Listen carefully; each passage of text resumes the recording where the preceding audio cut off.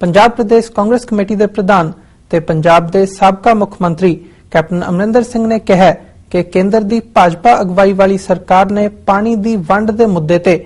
पंजाब के पक्ष का विरोध करके हरियाणा का समर्थन करके पंजाब नाल एक वड्डा धोखा किया है।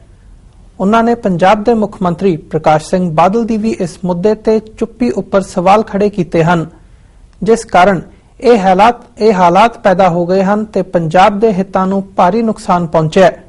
कैप्टन ने कहा कि केंद्र सरकार च हिस्सेदारी अकाली दल पंजाब नूं धोखा देण ते भी इसके हितों नाल समझौता करन संबंधी गुनाह लई बराबर दी जिम्मेवार है। जिक्रयोग है कि भाजपा सरकार वल्लों सुप्रीम कोर्ट च पंजाब के पाणियां नूं होरनां राज्यां नाल वंडण तों बचाउण लई बनाए गए Punjab termination of agreements act 2004 का विरोध किया गया। कैप्टन ने कहा कि इसके बहुत ही खतरनाक नतीजे सामने आ सकते हैं, जिस बारे कोई भी सोच नहीं सकता। इस तों इलावा कुदरती अते अंतरराष्ट्रीय पद्धर ते स्वीकार किए जांदे रिपेरियन कानूनों मुताबक भी हरियाणा कोल पंजाब च वगन वालियां नदियां ते कोई अधिकार नहीं है। दूजे पासे पंजाब सरकार की चंडीगढ़ विखे हुई कैबिनेट की बैठक विच इस गल ते मोहर लगाई गई है कि पंजाब का पानी बाहर नहीं जाएगा। इस बारे वधेरे जानकारी लई अज असीं गल करदे हां खालिस्तान अफेयर्स सेंटर के संचालक डॉक्टर अमरजीत सिंह जी नाल, जो साडे नाल फोन लाइन ते जुड़ चुके ने। हाँ जी डॉक्टर साहब, वाहिगुरू जी का खालसा वाहिगुरू जी की फतेह। हाँ जी, वाहिगुरू जी का खालसा वाहिगुरू जी की फतेह। डॉक्टर साहब, जिहड़ा यह SYL नहर के मामले च Punjab termination of agreement act सीगा 2004 का, ਇਹਦਾ सेंटर सरकार ने सुप्रीम कोर्ट च विरोध किया है ते कैप्टन अमरिंदर सिंह ने इस दी विरोधता की है ते नाल ही जिहड़ी हुण बादल सरकार दी कैबिनेट मीटिंग हुई है चंडीगढ़ च, उन्होंने भी इहते विरोध जताया। तुहाडे ते तुहाडा की टेक है इहदे ते? देखो, ये इशू जिवें सियासी कुकड़ां दी लड़ाई बना के बादल अमरिंदर जां कल नूं केजरीवाल नूं भी इस दे लई जवाबदेह बनाया जाएगा, डिस्कस किया जा रहा है, इवें इन्ना सिंपल नहीं है। और इहदे च ये सारे ही दोषी ने और इन्हां दा दोषियां दा असली प्यो जिहड़ा है वो सेंटर दी हुकूमत है। अज बेशक ये मोदी हुकूमत ने यह करतूत सुप्रीम कोर्ट च कीती है, पर जे तुसी पानी इशू दी लैगेसी पंजाब दे विच देखो, फिर इस दियां जड़ां 1950 च जाके जुड़दियां ने कि जदों सब तो पहला प्रताप सिंह कैरों ने, और ये भी कैरों उस वेले इदां ही हथ ठोका सी नेहरू दा, जिवें अज पंजाब दे विच बादल है हथ ठोका RSS और मोदी दा। उन्होंने सब तो पहला इंटर स्टेट वाटर डिस्पोस्ट एक्ट 1956 के थले सारे इंटरनेशनल कानूनों की राइपेरियन लॉज की खिलाफ वर्जी करके राजस्थान नूं पंजाब दे कोटे चों 8.5 मिलियन एकड़ फुट पानी फ्री ऑफ कॉस्ट मुफ्तों मुफ्त, और इहदे बावजूद के राजस्थान कोई राइपेरियन स्टेट नहीं है कि उहदे नाल कोई सतलुज ब्यास रावी जिहड़े 3 दरिया पंजाब नूं बाद दे विच 1960 च इंडस वाटर ट्रीटी दे थल्ले मिले, चनाब झेलम ते इंडस पाकिस्तान नूं मिले, लेकिन इहदे बावजूद पंजाब दे दरियावां दे कुल पानी 16.5 मिलियन एकड़ फुट चों 8.5 मिलियन एकड़ फुट अद्धे तो ज्यादा पानी इस inter state water disputes act दे थल्ले 1956 च राजस्थान नूं देण दा फैसला कीता सी। फिर 1966 जदों पंजाब रीऑर्गेनाइजेशन एक्ट दे थल्ले हरियाणा हिमाचल पंजाब दे विचों कढ के टैरीटरी चों बनाए गए, और ये वो जमाना सी कि इंदिरा गांधी जिहड़ी है वो हेल्म ऑफ अफेयर्स ते आ चुकी सी। तो फिर इस Punjab reorganisation act they which section 78 insert किया गया, जिहदे थल्ले पंजाब दे पानियां दा कंट्रोल पंजाब तो खो के भाखड़ा ब्यास मैनेजमेंट बोर्ड दे कोल आ गया, और इस तरीके नाल ईवन भारतीय संविधान की खिलाफ वर्जी करके जिहड़ा पानी है वो सेंटर ने सीधे तौर पर, क्योंकि भारतीय संविधान च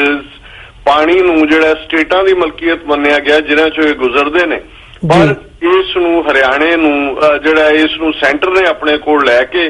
और फिर उस पानी चो जिहड़ा 8 मिलियन एकड़ फुट पानी बचिया सी उस चों भी 3.5 मिलियन एकड़ फुट पानी जिहड़ा ਉਹ ਹਰਿਆਣੇ ਨੂੰ ਦਿੱਤਾ ਗਿਆ ਜੀ। ਔਰ ਇੱਥੇ ਹੀ ਬਸ ਨਹੀਂ ਕੀਤੀ ਗਈ, ਇਸੇ ਕੋਟੇ 'ਚੋਂ ਜੰਮੂ ਕਸ਼ਮੀਰ ਨੂੰ ਵੀ, ਇਸੇ ਕੋਟੇ 'ਚੋਂ ਚੰਡੀਗੜ੍ਹ ਨੂੰ ਔਰ ਦਿੱਲੀ ਨੂੰ ਵੀ। ਔਰ ਬਾਅਦ ਦੇ ਵਿੱਚ ਜਿਸ ਤਰੀਕੇ ਨਾਲ ਇੰਦਰਾ ਗਾਂਧੀ ਨੇ ਇਹ ਅਵਾਰਡ ਦੇ ਕੇ 1981 ਦੇ ਵਿੱਚ ਸਤਲੁਜ ਯਮੁਨਾ ਲਿੰਕ ਨਹਿਰ ਫਰਦਰ ਕਿਹਾ ਕਿ ਜੀ ਪੰਜਾਬ 'ਚੋਂ ਪਾਣੀ ਜਿਹੜਾ ਉਹ ਰਾਜਸਥਾਨ ਦੇ ਨੂੰ ਤਾਂ ਜਾਂਦਾ ਹੀ ਹੈ, ਹੁਣ ਜਿਹੜਾ ਇਸ ਕੈਨਾਲ ਰਾਹੀਂ ਵੀ ਜਿਹੜਾ ਬਚਦਾ ਪਾਣੀ ਆ ਉਹ ਹਰਿਆਣੇ ਨੂੰ ਦਿੱਤਾ ਜਾਏ। ਇਹ ਉਹ ਵੇਲਾ ਸੀ ਵੀ ਅਕਾਲੀਆਂ ਨੇ ਉਸ ਦਾ ਵਿਰੋਧ ਕੀਤਾ, ਕਪੂਰੀ ਨਹਿਰ ਦਾ ਮੋਰਚਾ ਲਾਇਆ, ਲੇਕਿਨ ਉੱਥੇ ਹੀ ਛੱਡ ਕੇ ਦੌੜੇ। ਫਿਰ ਧਰਮਯੁੱਧ ਮੋਰਚਾ ਜਿਹੜਾ ਸੀ ਉਸ ਦੀ ਵੀ ਇੱਕ ਜਿਹੜੀ ਮੁੱਖ ਮੰਗ ਹੈ ਉਹ ਇਹੀ ਸੀ ਕਿ ਸਤਲੁਜ ਯਮੁਨਾ ਲਿੰਕ ਨਹਿਰ ਨਹੀਂ ਬਣ ਦਿੱਤੀ ਜਾਏਗੀ। ਲੇਕਿਨ ਇਹ ਇੱਕ ਵੱਡੀ ਗਦਾਰੀ ਫਿਰ ਹਰਚੰਦ ਸਿੰਘ ਲੌਂਗੋਵਾਲ, ਸੁਰਜੀਤ ਸਿੰਘ ਬਰਨਾਲਾ ਨੇ ਕੀਤੀ ਕਿ ਜਦੋਂ ਰਾਜੀਵ ਲੌਂਗੋਵਾਲ ਅਕਾਰਡ ਸਾਈਨ ਕੀਤਾ ਗਿਆ 85 ਦੇ ਵਿੱਚ, 85 ਦੇ ਵਿੱਚ, ਉਹਦੇ 'ਚ ਵੀ ਇਹ ਮੰਨਿਆ ਗਿਆ ਕਿ ਜੀ ਪੰਜਾਬ ਜਿਹੜਾ ਇਹ ਸਤਲੁਜ ਯਮੁਨਾ ਲਿੰਕ ਨਹਿਰ ਬਣਾ ਕੇ ਦੇਗਾ ਹਰਿਆਣੇ ਨੂੰ। ਨਤੀਜੇ ਦੇ ਤੌਰ ਤੇ ਲੌਂਗੋਵਾਲ ਤਾਂ ਮਾਰਿਆ ਗਿਆ ਔਰ 2 ਇੰਜੀਨੀਅਰ ਉਸ ਵੇਲੇ ਜਿਹੜੇ ਉਸ ਸਤਲੁਜ ਯਮੁਨਾ ਲਿੰਕ ਨਹਿਰ ਬਣਾਉਣ ਦੇ ਲਈ ਮੁੱਖ ਤੌਰ ਦੇ ਉੱਤੇ ਜਿਹੜਾ ਕੰਮ ਕਰ ਰਹੇ ਸੀ ਉਹਨਾਂ ਨੂੰ ਵੀ ਜੁਝਾਰੂਆਂ ਨੇ ਸਜ਼ਾ ਯਾਫਤਾ ਕੀਤਾ ਜੀ।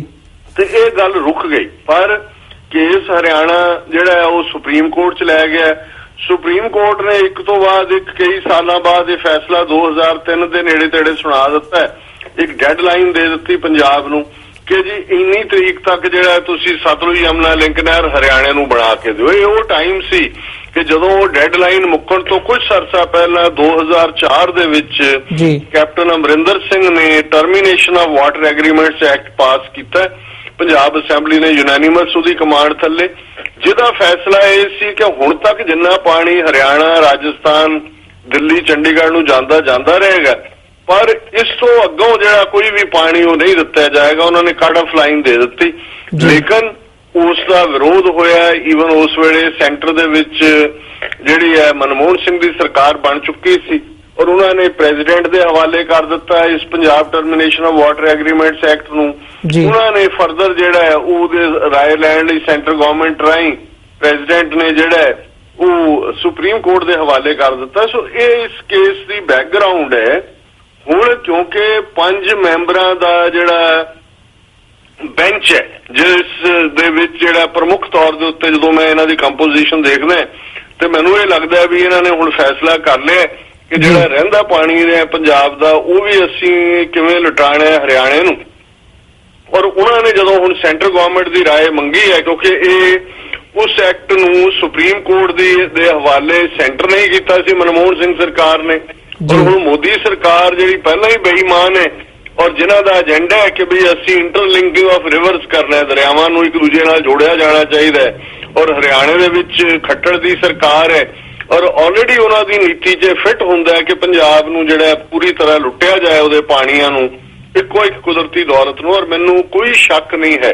ਇਹ ਬਿਲਕੁਲ ਬਾਦਲ ਦਾ ਜਾਂ ਦੂਸਰੀਆਂ ਬਿਆਨਬਾਜ਼ੀਆਂ ਇਸ ਸਟੇਜ ਦੇ ਉੱਤੇ ਇਹ ਨੇ ਕਿ 2017 ਅਸੈਂਬਲੀ ਚੋਣਾਂ ਦੇ ਵਿੱਚ ਹੁਣ ਇਹ ਪਾਣੀਆਂ ਦੇ ਇਸ਼ੂ ਨੂੰ ਲਿਆਣਗੇ, ਲੇਕਿਨ ਆਲਰੇਡੀ ਚੋਰ ਤੇ ਕੁੱਤੀ ਨਹੀਂ ਰਲੇ ਹੋਏ, ਇਹ ਸਾਰੇ ਰਲ ਕੇ ਪੰਜਾਬ ਨੂੰ ਲੁਟਾ ਰਹੇ ਨੇ, ਇਹਦੇ ਵਿੱਚ ਕੋਈ ਸ਼ੱਕ ਨਹੀਂ